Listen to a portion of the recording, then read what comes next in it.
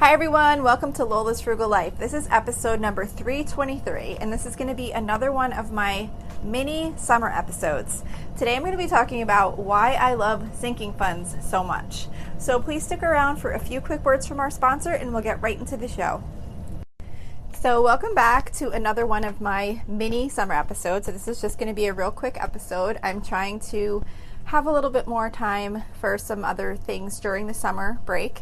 So I'm doing quick little 5-minute-ish episodes each week, and then I'll go back to my regular length episodes, which really aren't that long to begin with, but they're longer than 5 minutes. I'll go back to those in September. So today I just wanted to talk about sinking funds and why I love sinking funds so much. I know I've had other episodes, at least one for sure, maybe a couple, I'm not sure, related to sinking funds. So what a sinking fund is, if you're not familiar, is basically just a small savings account for future expenses that are irregular. Like it could be something that comes, I don't know, like every 3 months or annually, or maybe you just don't know when it's going to come. It could be something that you know is going to happen at some point, but you don't know exactly when. So these are the things that you might want to put money aside to save up for. And it can be just part of your regular checking balance. You could just kind of segregate the money for these various things. You could do an actual regular savings account that you pull from. It really doesn't matter how you structure it, and it doesn't matter how detailed you get.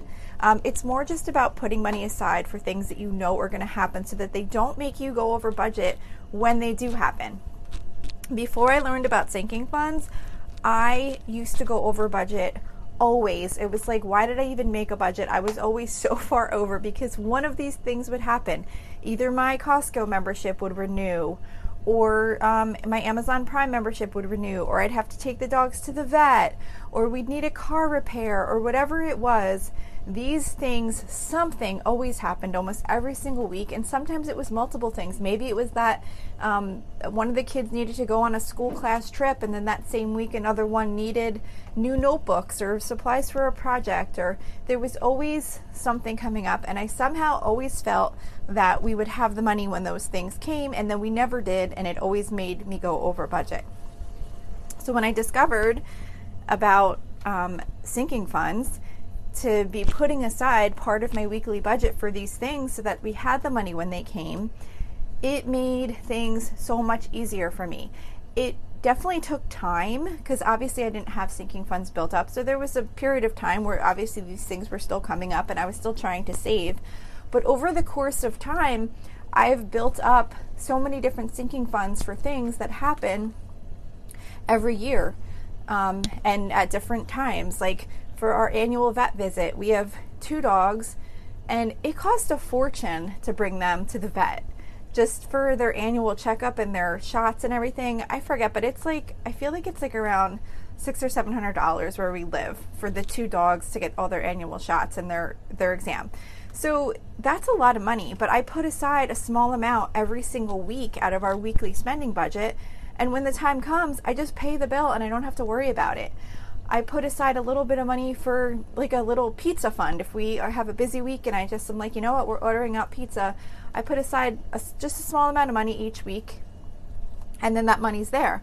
I put aside a little bit for family fun. I put aside money for I have expenses related to the horses. I put aside money for that. For our pet bills, not even just bills, but like expenses like food and supplies.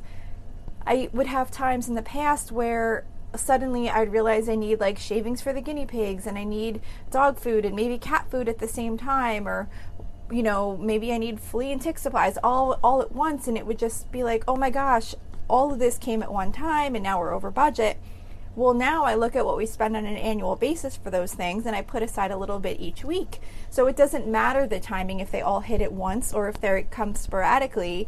There's always some money set aside for those things.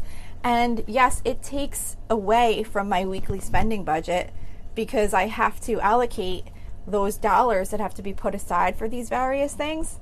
But the reality is that's where the money has to come from. Like, it has to come from your budget. So if you're basically spending all of your weekly money that you have available that's not going to other savings accounts or things like that, and you're not accounting for these things, there's really nowhere for it to come from when they happen. So by putting the money aside, you know that you have it and you don't have to worry about it. Even for like car repairs and things like that, if you know you're going to need an oil change 2 times a year or whatever, or to get your tires rotated or whatever general maintenance, it feels so much better to just know that you have the money put aside, and then when the time comes, you just go and you pay for it, and you don't have to worry about, oh great, where is this money coming from? And it really kind of helps you see what you actually have available to spend, because once you've allocated for all these different items, you might be like, wow, I shouldn't maybe be spending as much on these other things as I have been, because I wasn't thinking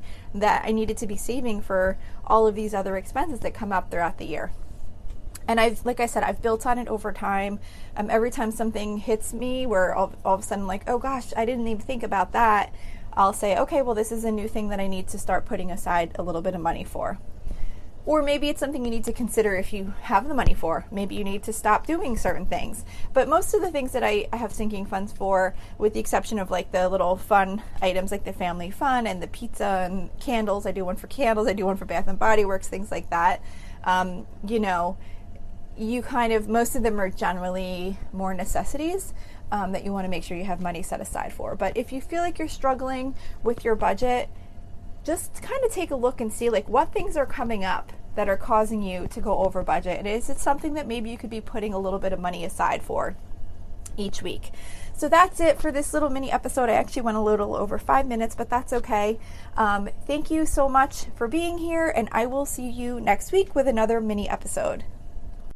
So thank you for checking in for this podcast episode. And don't forget, you can always email me with any questions or suggestions at lolasfrugallife@gmail.com. You can follow me on Instagram and Facebook at Lola's Frugal Life. And you can find a blog post for most of my episodes and definitely all of my meal plan episodes at lolasfrugallife.com. You can also join our private listeners group at facebook.com/groups/lolasfrugallife.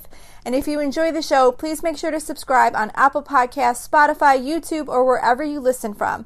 And I would love it if you would screenshot the show and tag me on Instagram so I could see you're listening.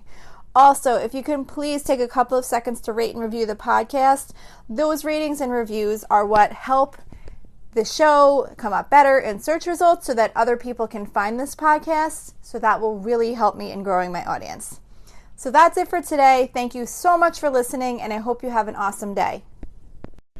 Hello, so you've made it all the way to the very, very end of this episode. I just want to say thank you one more time for listening, and don't forget you can always go to my website at lolasfrugallife.com where you can find all the ways you can reach me, all the blog posts for the episodes, and any other information you might be looking for related to Lola's Frugal Life. So thanks again for listening, and have a great day.